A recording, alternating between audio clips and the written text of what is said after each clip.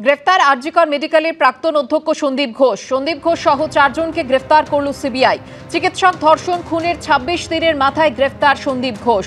আরজিকর মেডিকেলে আর্থিক দুর্নীতি মামলায় সন্দীপ ঘোষকে গ্রেফতার করল কেন্দ্রীয় এজেন্সি।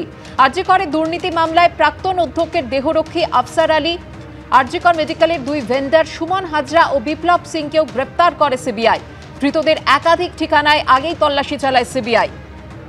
আর এবার সন্দীপ ঘোষের রেজিস্ট্রেশন বাতিল চেয়ে দিল্লিতে আবেদন আইএমএর রাজ্য শাখার।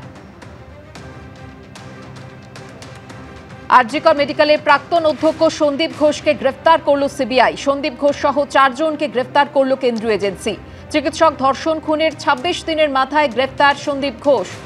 সিজিও কমপ্লেক্সে 15 দিন টানা জিজ্ঞাসাবাদ করা হয় তাকে। তারপর গতকাল তাকে নিজাম প্যালেসে আনা হয়। গ্রেফতার করা হয় সন্দীপ ঘোষকে আরজিকর মেডিকেল কলেজ হাসপাতালে আর্থিক দুর্নীতি মামলায়। একই সঙ্গে আরজিকরে দুর্নীতি মামলায় প্রাক্তন অধ্যক্ষের দেহরক্ষী আফসার আলী খান এবং আরজিকর মেডিকেলের 2 ভেন্ডার সুমন হাজরা ও বিপ্লব সিংকেও গ্রেফতার করে কেন্দ্রীয় এজেন্সি। প্রাক্তন অধ্যক্ষ সন্দীপ ঘোষের বাড়ি সহ 15টি জায়গায় এর আগে একযোগে তল্লাশি অভিযান চালায় কেন্দ্রীয় এজেন্সি, যেখান থেকে একাধিক নথি উদ্ধার হয়। সন্দীপ ঘোষের রেজিস্ট্রেশন বাতিল চেয়ে এবার দিল্লিতে আবেদন আইএমএর রাজ্য শাখার।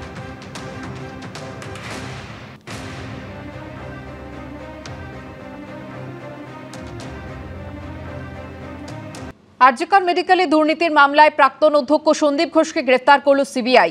এর আগে এই সন্দীপ ঘোষকে প্রভাবশালী বলে মন্তব্য করেছিলেন কলকাতা হাইকোর্টের প্রধান বিচারপতি।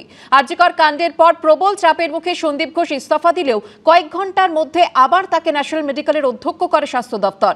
শেষ অবধি কলকাতা হাইকোর্টের নির্দেশে ছুটিতে যেতে বাধ্য হন এই সন্দীপ ঘোষ। এবার দুর্নীতির মামলায় তাকে গ্রেফতার করল সিবিআই। আর্থিক দুর্নীতি মামলায় আরজিকর মেডিকেল কলেজের প্রাক্তন অধ্যক্ষ সন্দীপ ঘোষকে গ্রেফতার করল সিবিআই। জিজ্ঞাসাবাদের 15 দিনের মাথায় তাকে ধরল কেন্দ্রীয় এজেন্সি। সোমবার সন্ধ্যায় সিজিও কমপ্লেক্স থেকে তাকে নিজাম প্যালেসে নিয়ে যাওয়া হয়। আরজিকর মেডিকেল কলেজে কর্তব্যরত চিকিৎসককে খুন ও ধর্ষণের ঘটনার পর থেকেই আন্দোলনকারী ও বিরোধীদের নিশানায় সদ্য প্রাক্তন অধ্যক্ষ সন্দীপ ঘোষ। তারপর তার বিরুদ্ধে আর্থিক দুর্নীতির মামলার তদন্তভার সিবিআই এর হাতে তুলে দেয় কলকাতা হাইকোর্ট। এই সন্দীপ ঘোষকে প্রভাবশালী বলে মন্তব্য করেছিলেন হাইকোর্টের প্রধান বিচারপতি। গত 16 আগস্ট নিরাপত্তার দাবি জানিয়ে কলকাতা হাইকোর্টে দ্বারস্থ হন সন্দীপ ঘোষ। প্রধান বিচারপতির এজলাসে তার আইনজীবী বলেন, সিবিআই তার মক্কেলকে জিজ্ঞাসাবাদের জন্য ডেকেছে, তিনি যাবেন, তাকে নিরাপত্তা দেওয়া হোক। সন্দীপ ঘোষকে উদ্দেশ্য করে তখন কার্যত কটাক্ষের সুরে প্রধান বিচারপতি বলেন, আপনি প্রভাবশালী ব্যক্তি, পুলিশ আপনাকে নিশ্চয়ই নিরাপত্তা দেবে। রাজ্য আপনার সঙ্গে আছে, আপনার বাড়িতে 500 পুলিশ মোতায়েন করে দেব। রাজ্য নিরাপত্তা না দিলে কেন্দ্রীয় বাহিনী মোতায়েন করে দেব।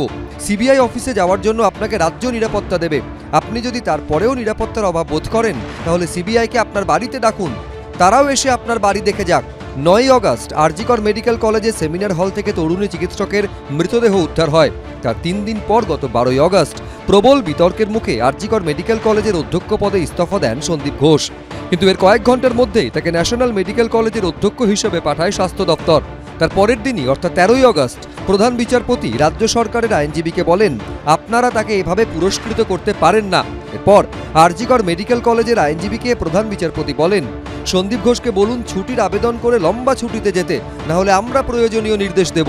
শেষ অবধি ছুটিতে যেতে হয় তাকে।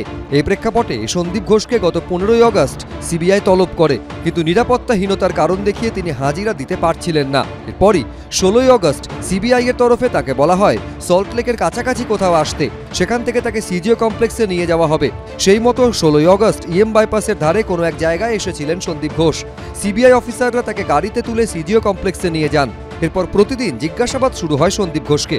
প্রতিদিন সকালে সিজিও কমপ্লেক্সে পৌঁছতেন তিনি। তারপর চলত ম্যারাথন জিজ্ঞাসাবাদ, 8, 10, 15 ঘন্টা করে রোজ। এরই মধ্যে আর্থিক দুর্নীতি মামলার তদন্তে সন্দীপ ঘোষের বাড়িতেও তল্লাশি চালায় সিবিআই।